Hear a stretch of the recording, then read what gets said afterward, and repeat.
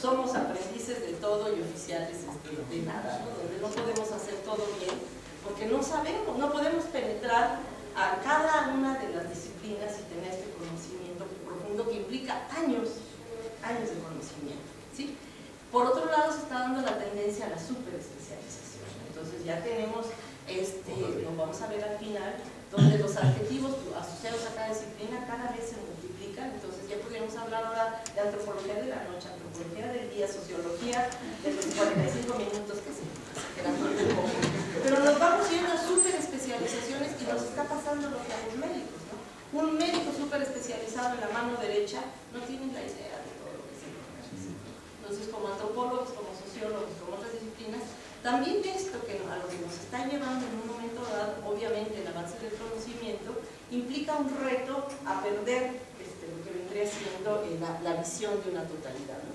Pero ustedes están en formación, ustedes tienen en sus manos por dónde deben ir las disciplinas, y son los que en un momento dado, con esta riqueza de enfoques ahorita, que vienen de una carrera distinta, que van a hacer una maestría en antropología, y que a lo mejor el doctorado piensan hacerlo en otra cosa, pueden ir conjugando elementos para decir qué aprovecho de cada una que me puede servir para algo que yo quiero hacer. A lo mejor nos van a surgir disciplinas nuevas, no sabemos, pero en todo caso ustedes son las generaciones que van a ir viendo qué nuevos enfoques, qué nuevas corrientes van a ir surgiendo de lo que se está viendo.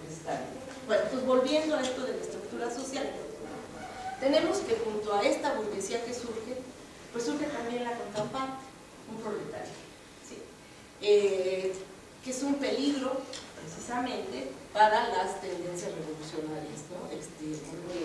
Obviamente esta idea de la burguesía, de orden y progreso, de libertad y todo, se va a ver enfrentada con un proletariado que está dejando ver pues que esa libertad existe, pero también está limitada en el sentido de que si yo no trabajo, pues no me voy a hambre, ¿no? Y si estoy trabajando con un salario miserable, pues los que se están enriqueciendo son precisamente los que tienen la posición de estos bienes de producción. Entonces hay toda una crítica ya que empieza a surgir por parte de lo que son estos grupos que se proletarizan cada vez en mayor número.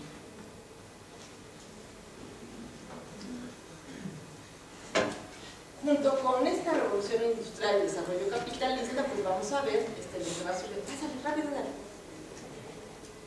Bueno, busca a alguien o pásale. Eso creo que anteriormente había una clase aquí.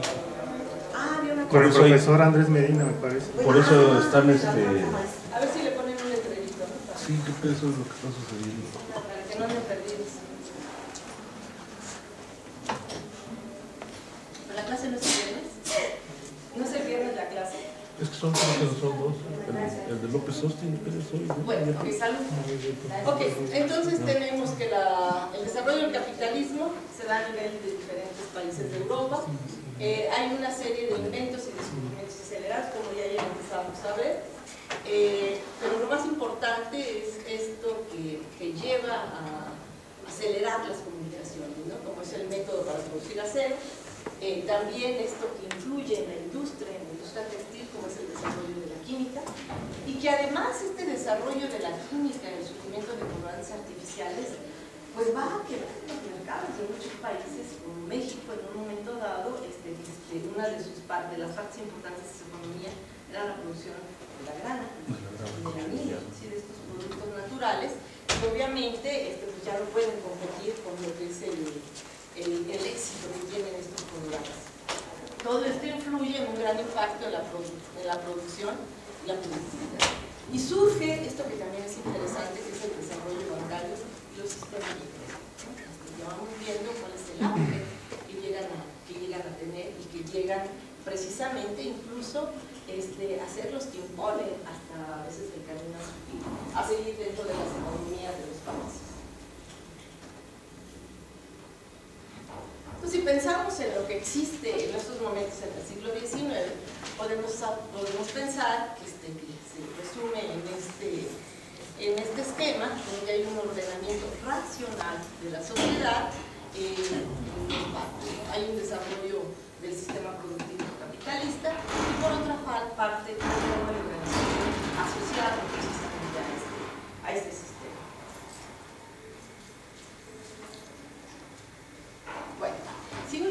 teorías en las que se apoya el capitalismo es en el positivismo.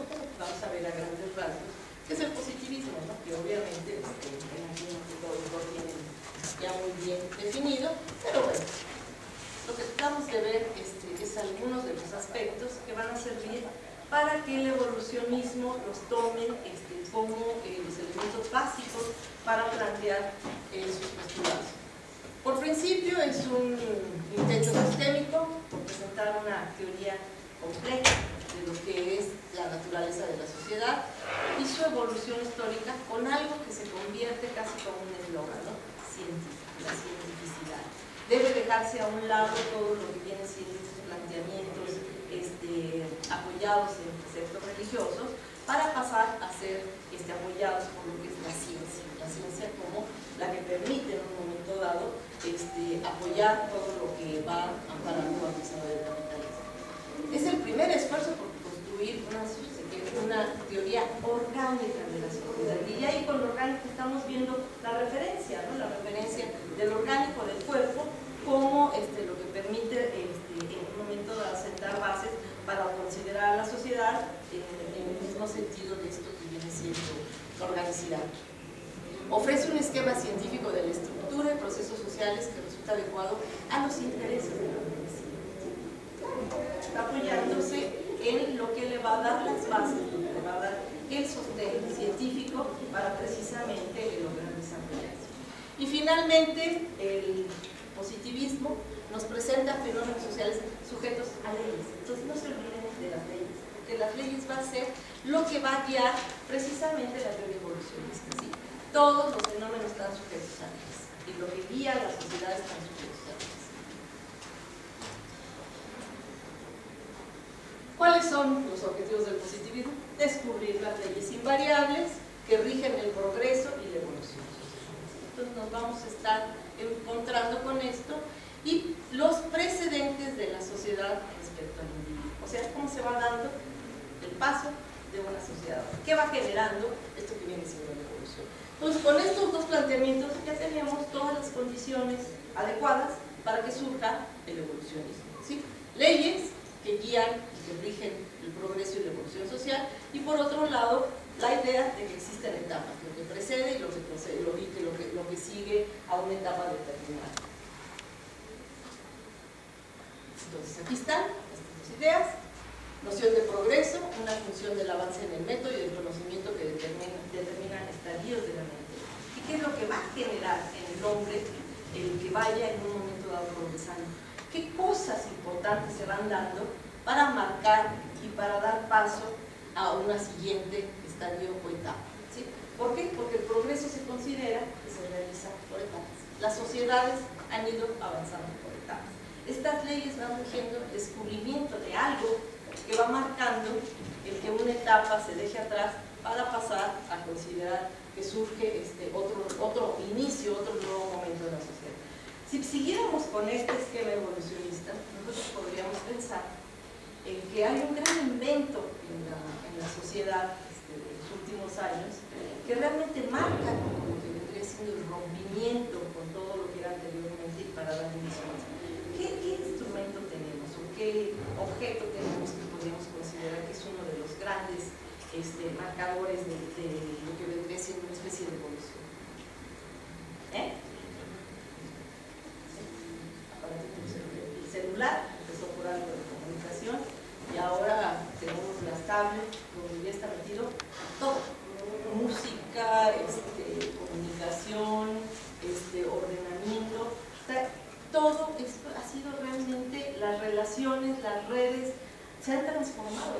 El mundo se ha comunicado, todo el mundo sabemos en el momento lo que está pasando a través de todo lo que es la comunicación, a través del internet. Ustedes han establecido estas redes a tal grado que ahora lo que mueve una sociedad parecería ser precisamente a través del internet, ¿no?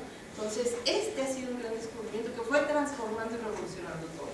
Entonces podríamos pensar pues que estos estadios o etapas, si pensamos en ese sentido, pues sí están determinadas por algo que transforma no solamente un aspecto tecnológico de la sociedad, sino que transforma la estructura misma de la sociedad, ¿no?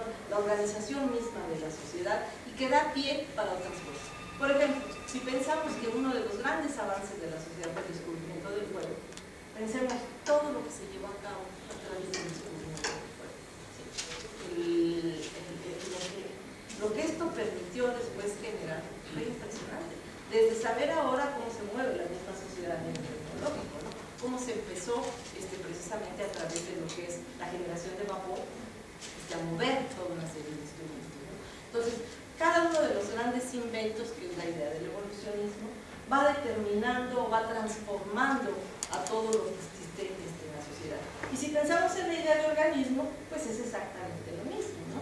Como si una parte de nuestro organismo falla, un órgano que integra toda la estructura del cuerpo falla, pues podríamos pensar al revés, como uno de estos órganos en un momento dado, en el momento que se transforma, impacta a todo lo demás, ¿sí? Entonces esto habla de conexión y de relaciones.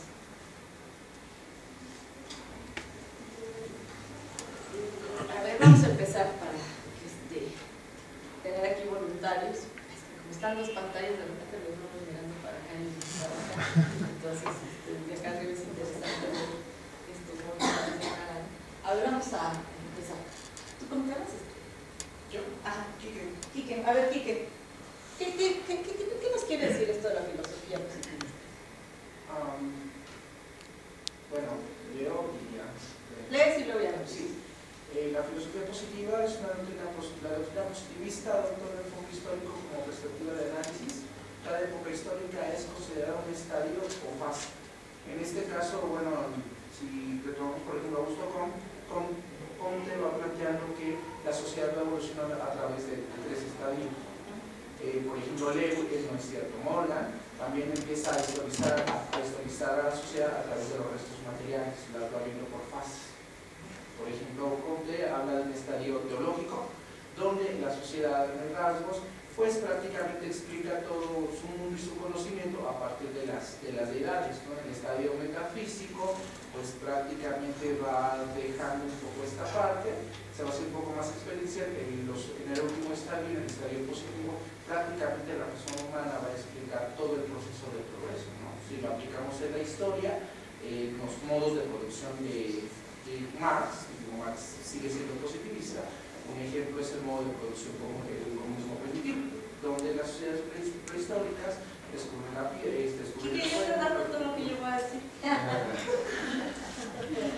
Sí, redondea rápido. Hay que estar en una... La segunda. Dice, cada fase sucesiva es relacionada, sigue cierto orden de sucesión, cada fase está sometida a ciertas leyes invariables. La tercera, cada fase está sometida a ciertas leyes invariables. ¿Qué aspectos destacamos de cada uno? ¿Qué conceptos en un momento destacas de cada uno de los párrafos? Del primero, ¿cuál es el importante?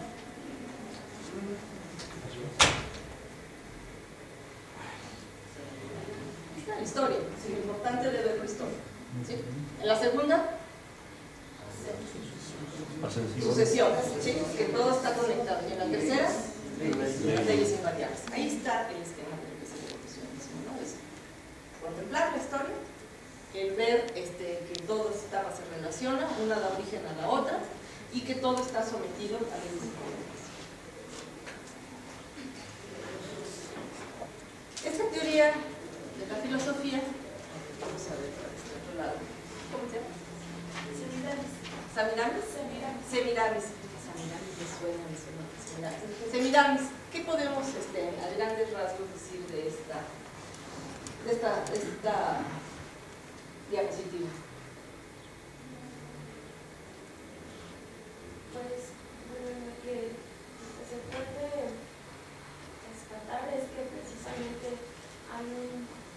es una evolución en donde no todas las sociedades pueden llegar a estar en el mismo estadio y que siempre va a ser como el mejoramiento, ¿no? Como que es el progreso, es el llevarnos a mejorar y que las sociedades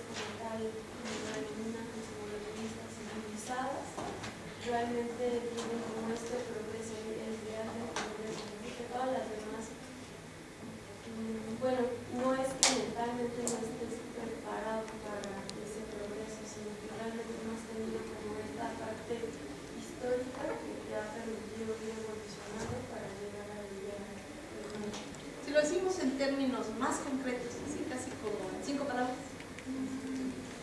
Pues que el pasado es como,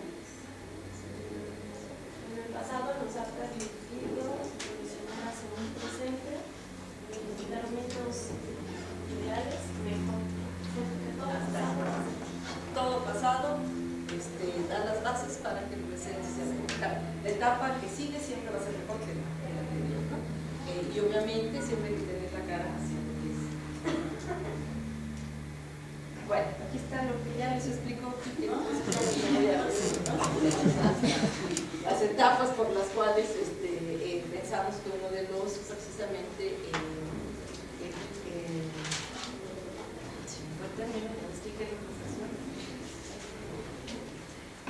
de los que llevan a cabo el primer desarrollo ¿es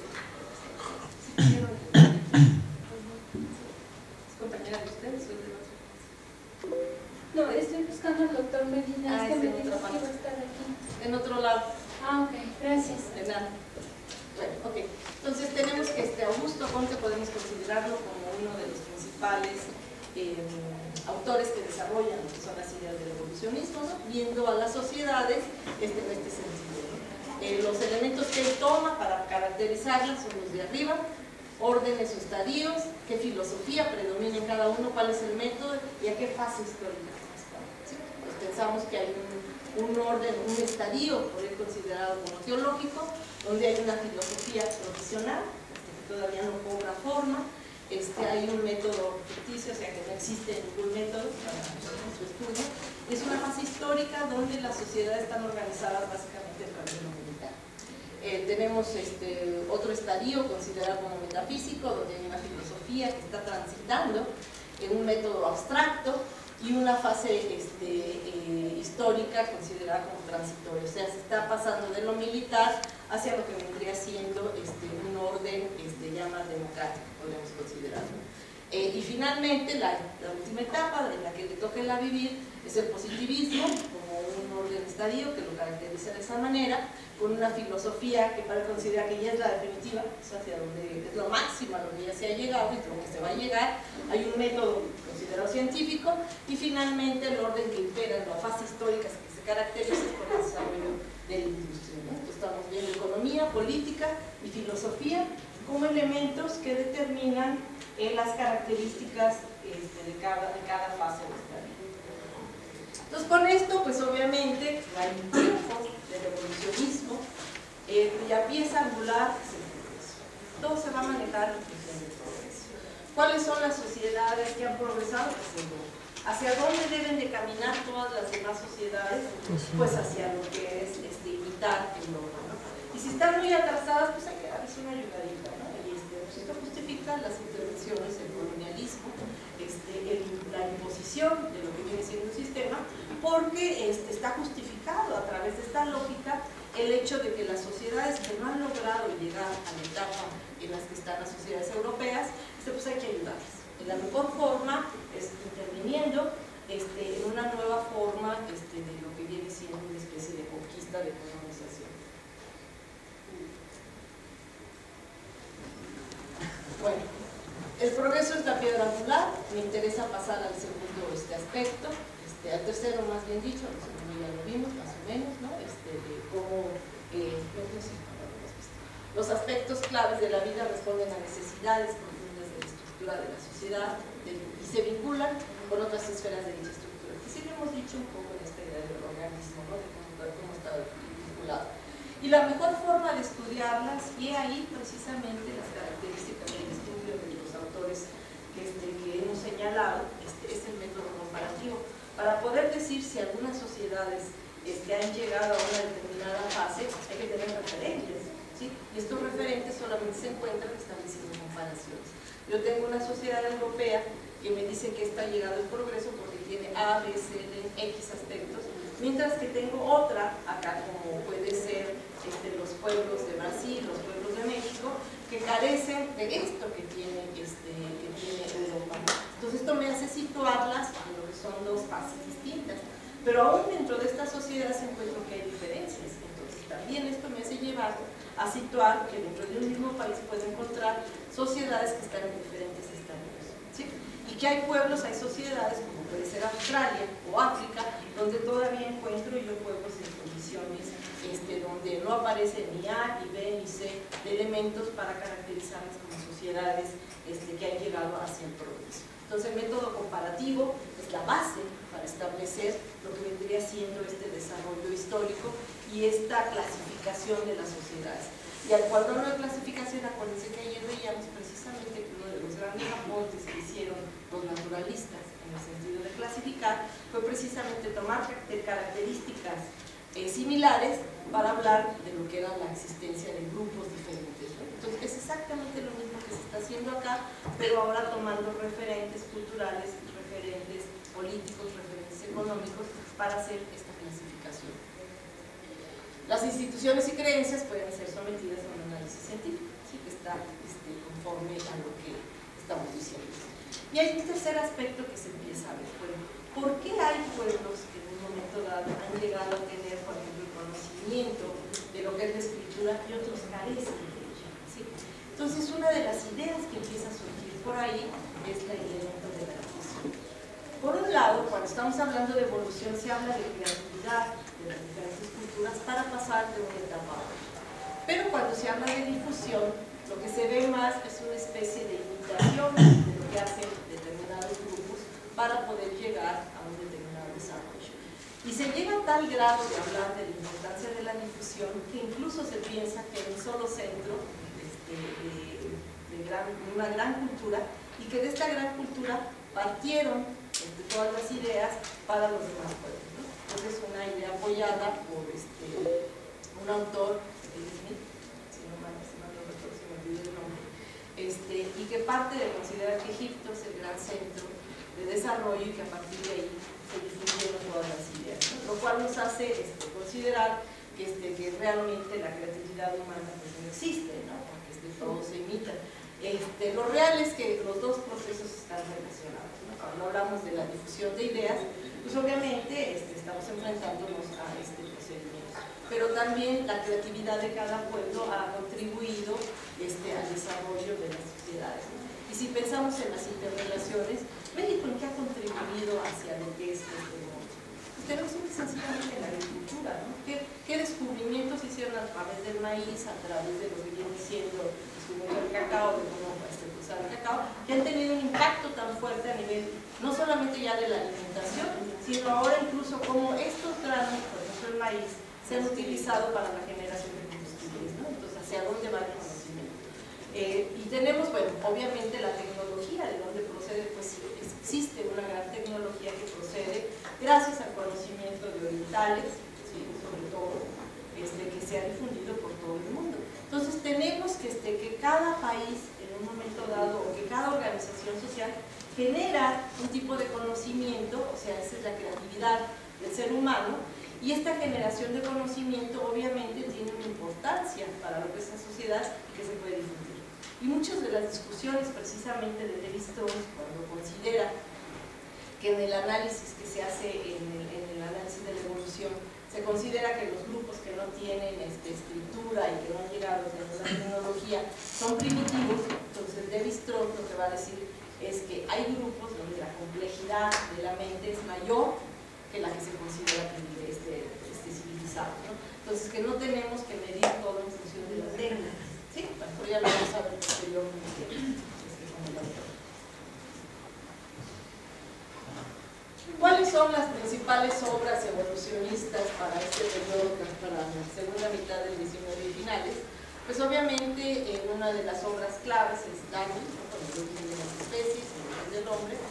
Otros autores, como ustedes conocen, la ciudad antigua, Bachofen, que era un abogado que se interesó mucho por lo que era el derecho materno, Men, que también era otro abogado que empezó a trabajar sobre el derecho antiguo, MacLennan, que también era otro abogado que empezó a indagar sobre las características del matrimonio primitivo, Edward Taylor, que lo vamos a ver también, este autor, que se interesó por la cultura, y Morgan, que es uno de los representantes básicos del evolucionismo, que bueno, que realizó toda una serie de estudios, terminó con su obra cumbre para la antropología, que es la sociedad antigua. Entonces podríamos decir que son las otras características, y donde lo que nos interesa ver es que en su mayoría son abogados, ¿sí? Gente que se dedicaba a las leyes, al derecho, los que se empiezan a interesar en cómo se ha ido dando una serie de procesos para organizar a las sociedades, ¿no? Y que creo que de ahí, del derecho, es donde surgen toda una serie de planteamientos que van a enriquecer precisamente a la antropología. Entonces, cuando digo antropología hay que tener muy presentes que ya tenemos Darwin como uno de los autores importantes. Mejor estaba diciendo Darwin, algunos que estudiaron derecho, por ejemplo, la Universidad de Memphis. Ajá. Entonces estamos viendo pues cómo se empieza a generar, ahora sí, como si fuera una especie de ejercicio interdisciplinario, una serie de elementos que van a configurar algo nuevo, ¿no? Algo que posteriormente se le va a dar el nombre de antropología. Y bueno, como me gusta mucho tener una imagen de cómo son estos autores que estamos trabajando, pues tenemos al primer no antropólogo, pero sí uno de los fundadores de la antropología, que es Morgan. Obviamente, veíamos ayer con muchos de los que empezaron a hacer el desarrollo, el llevar a cabo los viajes, pues también Morgan pertenece a una clase social determinada. Son las gentes que podían estudiar, ¿no? Y son las gentes que dejaron sus escritos como lo que nos permite en un momento dado ver cómo se fue dando la ciencia. Hay un autor italiano que ha recopilado muchos, que es el autor del queso y los gusanos. Ginsburg, que él está haciendo otro tipo de ejercicio de recopilar las tradiciones entre los pueblos para ver también cómo se han generado los conocimientos muy interesantes, ¿no? Entonces, bueno, pues ahorita tenemos que conformarnos con lo que conocemos y que ha sido más una tradición. Entonces, Lewis Morgan, él empieza también como abogado. Y aquí está otra vez información de Google, algunos datitos. Entonces se los dejo para que los lean.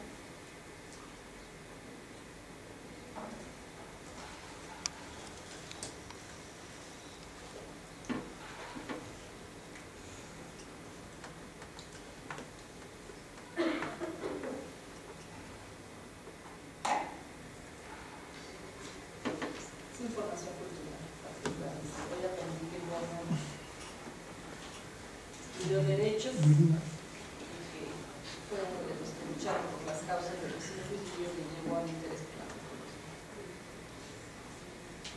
Escribe La Liga de los Iroqueses, que es su primer trabajo importante sobre el control indígena, y ahí es donde cuando se ha dicho que los evolucionistas fueron antropólogos de gabinete, bueno, pues Morgan con este estudio nos lleva a tener otra impresión, ¿no? Donde él estuvo viviendo con los iroqueses, obviamente sacando datos destinados a lo que eran sus costumbres y sobre todo la estructura política, pero obviamente había un análisis de lo que era la cultura.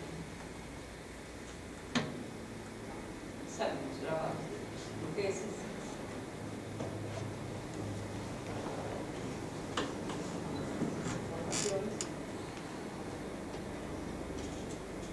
Además eran estudios, obviamente, que implicaban muchos años que estamos haciendo, mucho tiempo, y piensen sobre todo en la cuestión de la comunicación, ¿no? ¿Cómo lograba comunicarse Morgan con los iroqueses? Pues era el aprendizaje o valerse de un intérprete para estar recopilando toda la información respecto a las naciones que integraban la Confederación de los Iroqueses. Pero obviamente la obra cumbre de Morgan es esto de la sociedad antigua, donde lo que nos interesa ver aquí es cómo distingue tres estadios, ¿no? Acorde con lo que vendría siendo esta idea de la evolución de la sociedad, y que las denomina, acuérdense de lo que planteaba Spencer, ¿no? Entonces él lo hace pensando en salvajismo, barbarie y civilización, ¿no? Y cada uno de ellos, sobre todo el salvajismo y la barbarie, subdividida a su vez en lo que podría ser el estadio inferior, medio y superior, ¿sí? ¿Qué nos interesa de cada uno de ellos? Destacar cuáles son los elementos básicos que hacen que se caracterice ese estadio como tal y que dé paso al siguiente. Bueno, el primero, el inferior, pues obviamente nos está hablando de grupos básicamente relacionados con la recolección. El siguiente, el medio, caracterizado por la pesca y el lenguaje.